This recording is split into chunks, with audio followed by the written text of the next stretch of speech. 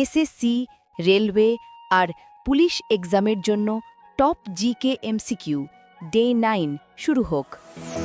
1. ভারতের পরিকল্পনা কমিশন কবে প্রতিষ্ঠিত হয়? A 1951, B 1950, C 1949। Answer B. 2. Gita কোন ভাষায় লেখা হয়েছিল?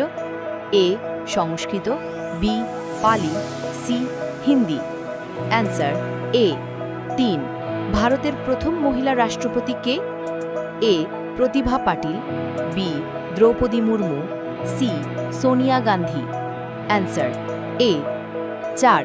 গোবর গ্যাসের প্রধান উপাদান কি? A methane, B hydrogen, C carbon dioxide. Answer A. 5. জাতীয় খনিজ নীতি কোন সালে চালু হয়? এ 2008, বি 1993,